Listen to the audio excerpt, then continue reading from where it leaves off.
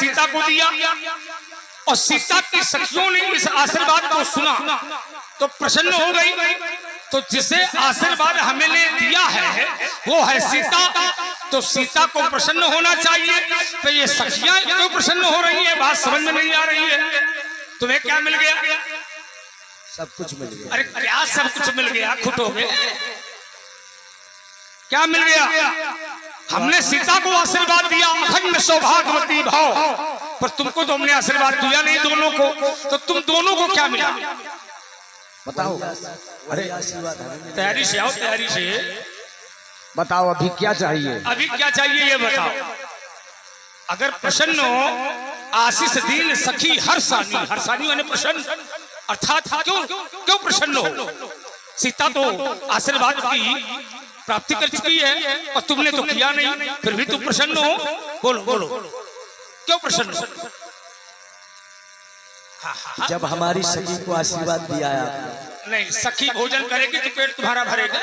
तुमको कुछ चाहिए तो तुम भी मांग ले हो। अरे मांगे कह के मांगे, जबरदस्ती मांगे? हमारी इच्छा हो तो हम देंगे, नहीं इच्छा हो तो नहीं देंगे, निकल ले। तो भाई क्या आशीर्वाद को हमारे खेत में मिलता है क्या? क्या आओ ले काटो चल? अरे वो भी कर्म करना पड़ता है, कुछ पाने के लिए कुछ खोना भी पड़ता है। तो कुछ ये है तो पहले अरे कुछ सुना मैं क्या ये है क्या? तो जनक जी हमसे कहेंगे इनको कुछ दो भाई। जनक जी अगर कह देंगे तो हम देंगे, क्योंकि जनक जी की पुत्रियां हैं ये। हाँ सब बिटियां। हाँ अब इससे अच्छा इससे पूछो इसको क्या चाहिए? बोलो क्या चाहिए? हाँ जनक जी बताएंगे जी। इन सखियों के द्वारा आपने आशीर्वाद सीता को दिया जी, लेकिन प्रसन्न हुई सखियां। ये दिखाया जा रहा है, बताया जा रहा है समाज को। अगर दो बहनें सगी, दो बहनें होती हैं, एक बहन का ब्याह अच्छे घर में हो जाए, दूसरे का निर्धन घर में हो जाए, गरीब घर में हो जाए, तो दोनों बहनों में ईर्ष्या हो जाती है। हाँ कि मुझे गरीब घर में ब्याह और उसको धनवान। लेकिन ये हमारी मिथिला है। इन सखियों का भाव देखिए कि आशीर्वाद आपने सीता को दिया, प्रसन्न हमारी। तालियां बजाइए भाई, बहुत अच्छा लगा जनक जी का ये उत्तर सुन करके। जनक जी के कहने का मतलब ये है कि यदि पिता की दो कन्याएं हैं और एक कन्या का विवाह किसी धनवान के यहाँ कर दिया जाए, एक कन्या का विवाह किसी गरीब के यहाँ निर्धन के यहाँ कर दिया जाए, तो वो जो गरीब कन्या होती है तो आज के समाज को देख करके वो पिता से और उस बहन से ईर्ष्या करती है जो धनवान के यहाँ व्याही होती है। विचार करना। पर इन बालिकाओं के अंदर ऐसा कोई भाव नहीं है कि सीता को परशुराम जी ने आशीर्वाद दे दिया पर हमें नहीं दिया। दिया हमने सीता को, प्रसन्न सीता को होना चाहिए, लेकिन सीता की ये दोनों सखियां प्रसन्न हो गई कि जो सीता को मिल गया वो हमें मिल गया। यही होना चाहिए, यही भाव है। जैसे पति को कुछ मिल जाए तो पत्नी की प्रसन्नता है, मेरे पति को मिल गया और यही हमारे लिए भाग्य है। जैसे मनु और शत्रुपा मिला पति को और पत्नी भी प्रसन्न हो गई। जाओ आशीर्वाद है कि तुम्हारा विवाह होगा, निश्चय होगा, जल्दी तुम्हारा विवाह होगा, तुम्हारे दो पुत्र पैदा होंगे, ज्ञान और वैराग्य। जाओ लड़का खिलाओ, कल्याण।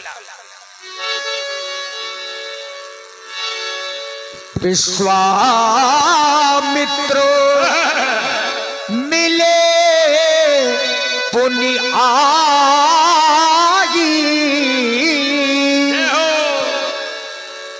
मिले पुनि आई। यही है मिलना और मिलाना।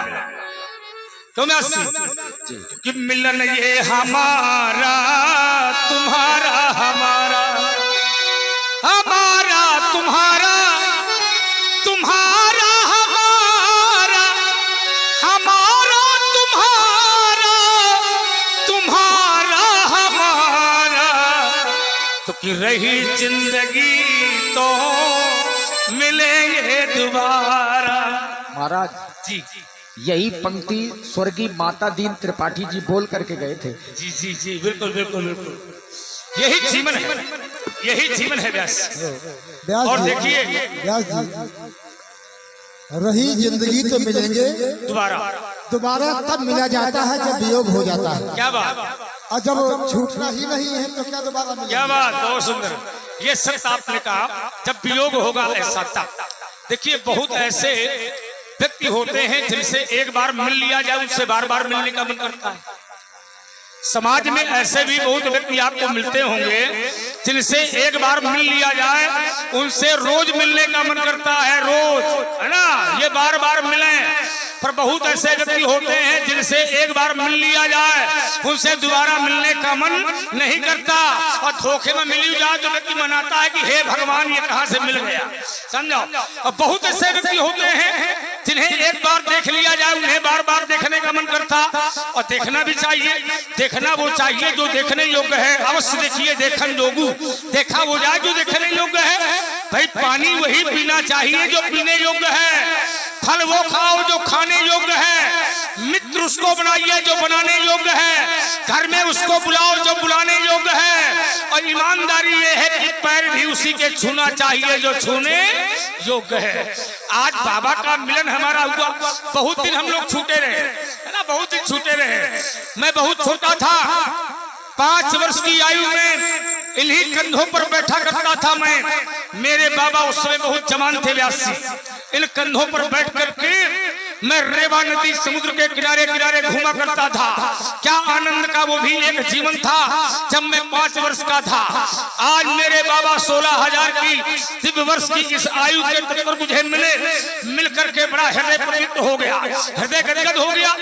अब नाती चाहे छोटा हो तो भाई बाबा के कंधे जब मजबूत होते हैं तो बाबा अपने कंधे पर छोटे नाती को बैठा लेता है और नगर नगर गांव गांव जगह जगह मेला दिखाता है, घुमाता है, क्योंकि उस समय बाबा जवान होता है, नाती छोटा होता है। विचार करना।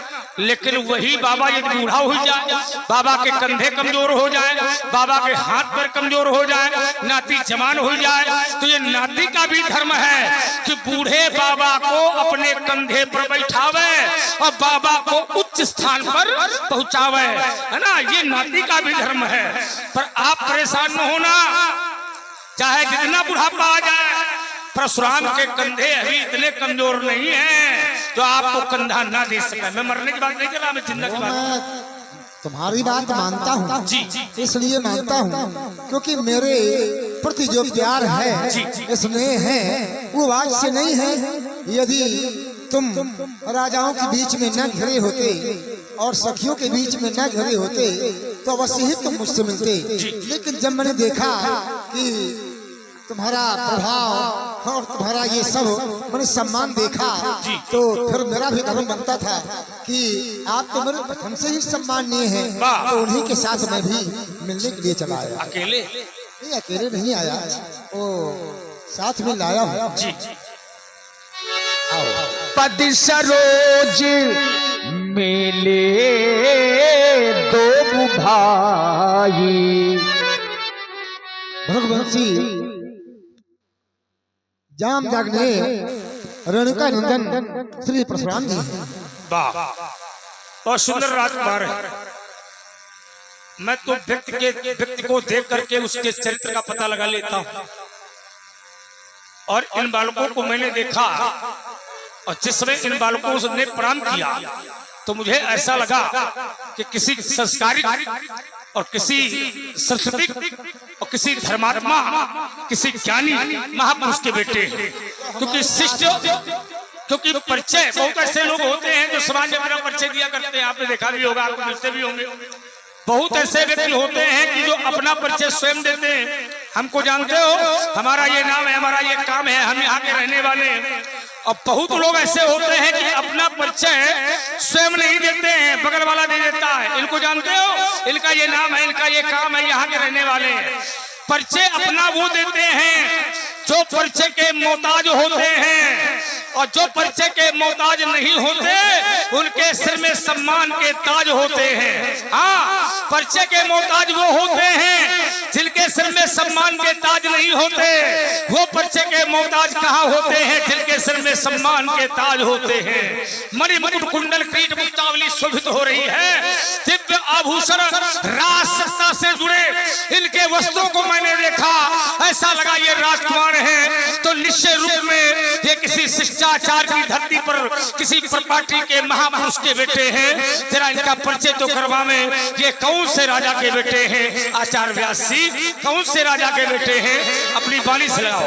राम लखन दशरथ के धोता, दीन आशीषो जानी भली जोता।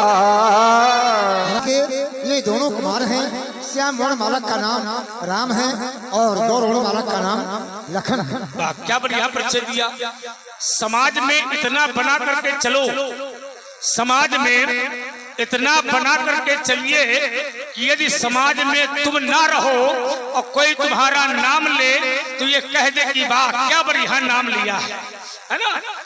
और ऐसा समाज में बना करके मत चलिए कि समाज में तुम्हारा नाम जाए और कोई तुम्हारा नाम ले तो उसमें कुछ लोग ये कहने लगे कहां से तुमने इसका नाम ले लिया है?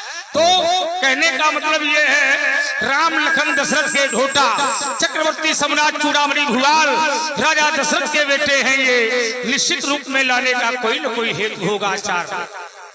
और आप हैं भटकती आत्मा ग्राम बौखर से श्री राम जीवन भैया, आपकी ओर से 21 मुद्राएं भगवान परशुराम जी के चरणों में प्रदान करते हैं। भगवान की आत्मा को शांति मिले। धन्यवाद।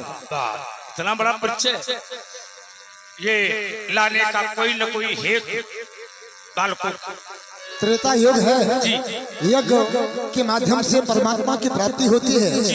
तो यज्ञ करता रहता हूँ, लेकिन यज्ञ में ये राक्षस बाधक बनते हैं। तो उन्हीं राक्षसों का काम तमाम करवाने के लिए इनको लेकर आ गए। बहुत धार्मिक कार्य में, मांगलिक कार्य में बाधाएं आती रहती हैं, उसमें संघर्ष करना चाहिए। आपने धार्मिक कार्य किया, यज्ञ किया और उस यज्ञ में निशाचरी प्रवृत्तियों ने बाधा डाला और आपने उस समस्या का समाधान करने के लिए राज दरबार में जाकर के आपने राजपुत्रों को मांगा, समस्या का समाधान हो गया। क्योंकि ये राजतंत्र के लोग हैं, बात समझिए, राजतंत्र के लोग हैं और इनका इतिहास इसीलिए है।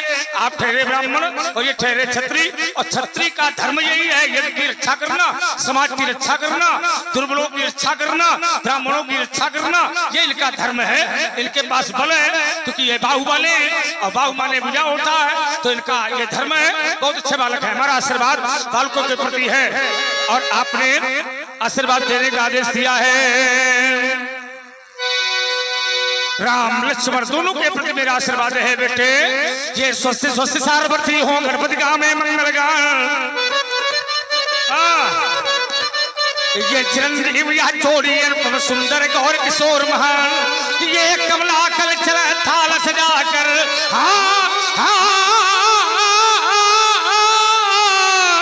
कमला कल चला थाल सजाकर, ये आरत करने को में, ये सुर किन्नर गंधर्व आदि, ये सुमन मार्ग में बिखरा में, ये देव तुम्हारे सरग छग हो, देव तुम्हारे सारग छग हो, ये सदा शेष साई भगवान, ये दशों दिशाएं यश गाती हो, पर कभी न हो इनका अवसान, ये कभी न चिंता की ज्वाला में और जले दहन बालों की अभिलाषा से ही हमारी छवि देखो इन लालों की।